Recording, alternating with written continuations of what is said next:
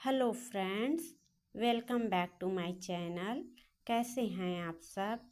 आज मैं आपको 30 साइज 4 टक बेल्ट ब्लाउज़ की कटिंग करके बताऊंगी, जिसका मेजरमेंट कुछ इस तरह है। आइए बताती हूँ।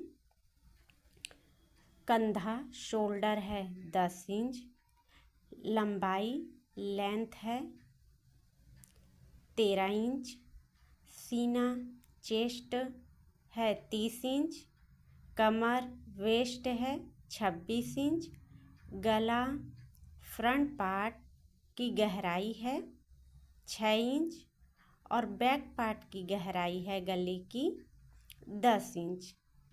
आस्तीन स्लीव्स की लंबाई है 5 इंच। आइए मैं आपको सबसे पहले बैक पार्ट की कटिंग करके बताती हूँ। बैक पार्ट की कटिंग करने के लिए देखिए, शोल्डर है, कंधा है 10 इंच, तो शोल्डर का हम लोग आधा लेते हैं नाप। तो 5 इंच पे सबसे पहले निशान लगा लेंगे शोल्डर के लिए और 6 इंच पे आर्म होल के लिए निशान लगा लेंगे। इन्हें स्केल की सहायता से आपस में मिला लीजिए। इसके बाद हम लोगों की ब्लाउज की लंबाई है 13 इंच, तो 14 इंच पर निशान लगा लेंगे। आधा इंच ऊपर सिलाई में दबेगा, आधा इंच नीचे सिलाई में दबेगा, तो यह ब्लाउज बन के तैयार होगा 13 इंच। इन्हें भी स्केल की सहायता से लाइनों को आपस में मिला लीजिए।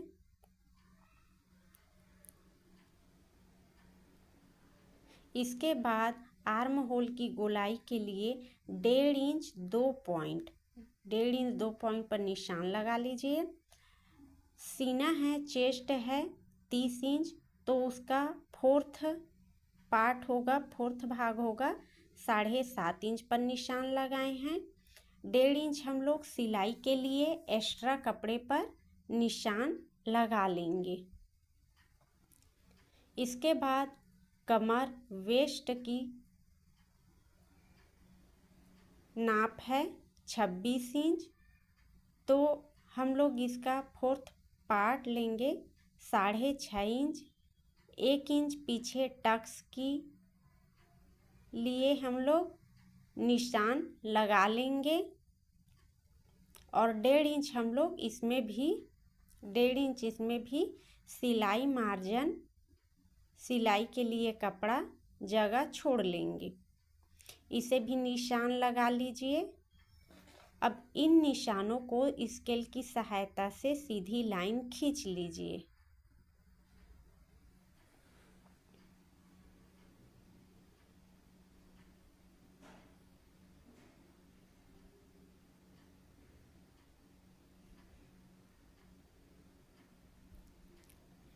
हमने आर्म होल के लिए जो निशान लगाए हैं 6 इंच, उसका आधा 3 इंच पर इस तरीके से निशान लगा लेंगे और जो हमने आर्म होल की गोलाई के लिए निशान लगाया था और इसमें आधा जो निशान लगाए हैं उसमें स्केल की सहायता से गोलाई बना लीजिए। अब गले की चौड़ाई के लिए हम लोग गला कट करेंगे 2 इंच 2 पॉइंट पर। गले की चौड़ाई 2 इंच 2 पॉइंट पे कट करेंगे और गले की गहराई है हम लोगों की 10 इंच। इसे भी स्केल की सहायता से मिला लीजिए। स्केल की सहायता से मिलाते हैं तो लाइन इधर उधर नहीं जाता है, बराबर से एक लाइन से ही कटिंग और मार्क होगी। इसके बाद इसे गोलाई का शेप दे दीजिए। आप चाहो तो डिजाइन वाला गला भी बना सकते हैं। अब टक्स के लिए हम लोग 3 इंच पर निशान लगा लेंगे और ऊपर साइड भी हम लोग 3.5 इंच पर निशान लगाएंगे। लाइन खींच लिए, सीधी लाइन। यह हमारी टोटल 1 इंच की होती है, तो आधा इंच ऊपर दबेगा सिलाई में, आधा इंच नीचे दबेगा, तो यह बन के यहाँ पे कुल टोटल पूरा 1 इंच दबेगा कपड़ा जो हमने आगे छोड़ा हुआ था मार्क करते समय। इस तरीके से सिलाई होगी। इसके बाद हम इसकी कटिंग कर लेंगे।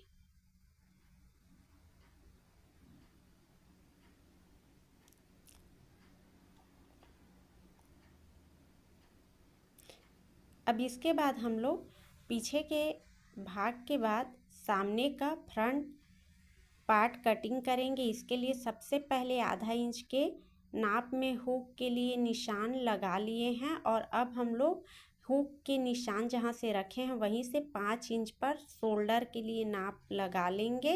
इसके बाद आर्म होल के लिए 6 इंच पर निशान लगा लीजिए।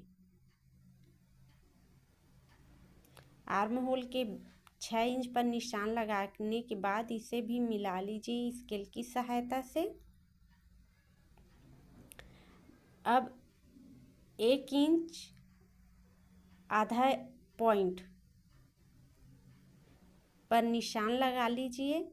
शोल्डर के सीना के लिए हमने जो निशान लगाया था 7.5 इंच वही निशान लगाइए। कमर के लिए हमने 6.5 इंच पे निशान लगाया था। 1 इंच टक्स के लिए निशान के लिए छोड़ेंगे। इन्हें भी आपस में मिला लीजिए।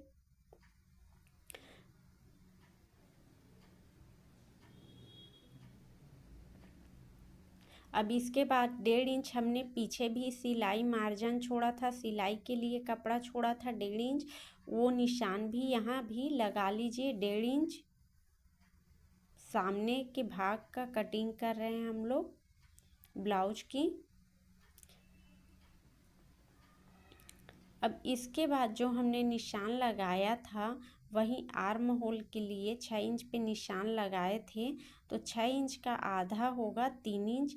अब जो हम लोग गोलाई के लिए निशान लगाए थे और अभी जो निशान लगाए हैं उसे इस तरीके से आपस में मिलाते हुए राउंड शेप लगा लीजिए, गोला का शेप लगा लीजिए। अब गले की चौड़ाई हम लोग कट कर रहे हैं 2 इंच 2 पॉइंट पे। गले की सामने के ब्लाउज का गहराई हम लोग कट कर रहे हैं 6 इंच पे।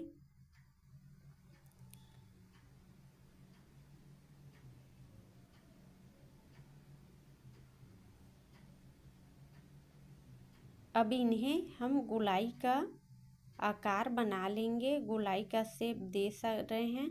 आप चाहो तो दूसरा डिजाइन भी सामने के गले का बना सकते हो। ब्लाउज की लंबाई है 13 इंच। आधा इंच ऊपर सिलाई में दबेगा, आधा इंच नीचे सिलाई में दबेगा, आधा इंच बेल्ट की सिलाई में दबेगा और आधा इंच टक्स की सिलाई में दबेगा। तो हम लोग सामने के ब्लाउज की कटिंग करेंगे 15 इंच पर। ब्लाउज के पीछे भाग की कटिंग किए थे हम लोग 14 इंच पर और सामने ब्लाउज की कटिंग करेंगे 15 इंच पर। इस तरीके से आपकी इनकी मिलान कर लीजिए।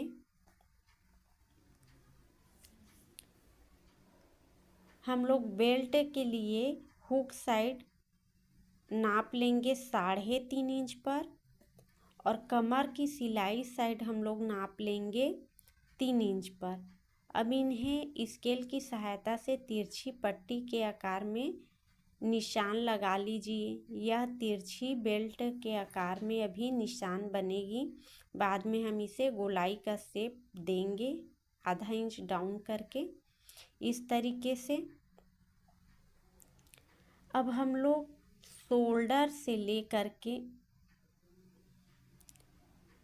शोल्डर जहाँ से हमने कंधे का नाप लिया है वहाँ से ले करके इसके बीचों बीच 8.5 इंच पर बस्ट पॉइंट के लिए नाप लगा लेंगे। बस्ट पॉइंट के लिए एक बिंदु लगा लेंगे इस तरीके से। यह हमारी मेन। अब इसके बाद हम लोग 1 इंच पर इस तरीके से 1-1 इंच की दूरी पर इस तरीके से रखते हुए चारों टक्स के लिए निशान लगा लेंगे। चारों टक्स के लिए निशान एक सीध में रखते हुए निशान लगा लेना है।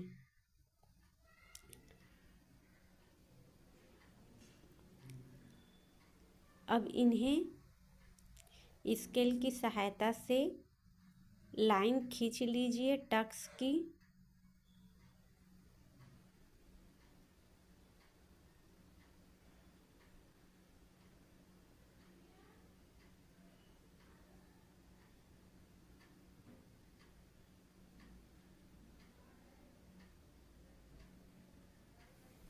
इस तरीके से हम लोगों का चारों टक्स के लिए लाइन ड्रॉ हो चुकी है। अब ये देखिए इन टक्स की आपस में दूरी 1.5 इंच है। टक्स की आपस में दूरी 1.5 इंच है। टक्स की बस्ट से पॉइंट से दूरी 1 इंच है और टक्स से टक्स की दूरी 1.5 इंच है। हमने मेन इस तरीके से आप देख रहे हैं इनकी आपस में दूरी 1-1 इंच है और ये 2 इंच है। अब इस तरीके से हम लोग यहाँ 1 इंच ऊपर दबेगा सिलाई में और 1 इंच नीचे दबेगा।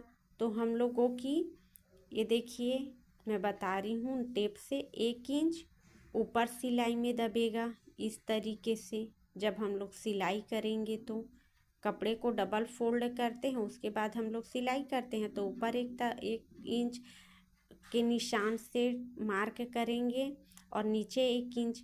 तो ये टोटल हम लोगों का 2 इंच मेन पॉइंट जो मेन टक्स है वो 2 इंच दब जाएगा कपड़ा जब सिलाई करेंगे।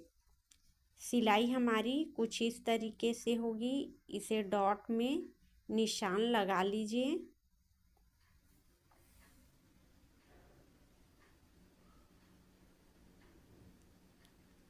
इसके बाद जो हम लोगों का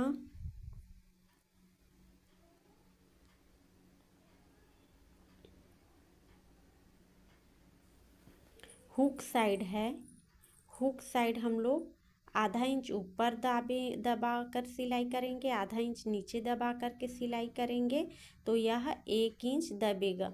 हुक के साइड, हुक पट्टी के साइड 1 इंच दब जाएगा सिलाई में और इसकी सिलाई कुछ इस तरीके से होगी। इसके बाद आर्म होल साइड देखिए आधा इंच ऊपर दबेगा सिलाई में और आधा इंच नीचे सिलाई में दबेगा। तो इस टक्स में भी 1 इंच सिलाई दबेगी और इसकी सिलाई कुछ इस तरीके से होगी।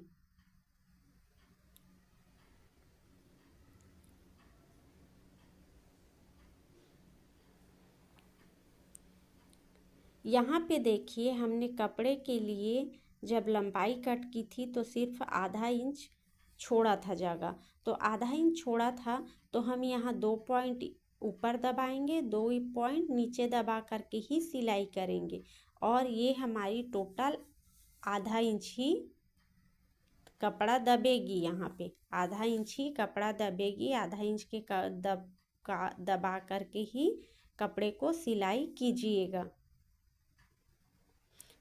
इसकी सिलाई के लिए लाइन इस तरह है। यहाँ पर 1 इंच कपड़ा दबेगा, टोटल 2 इंच। यहाँ पे आधा इंच कपड़ा दबेगा, टोटल 1 इंच। यहाँ भी टोटल 1 इंच और यहाँ सिर्फ आधा इंच।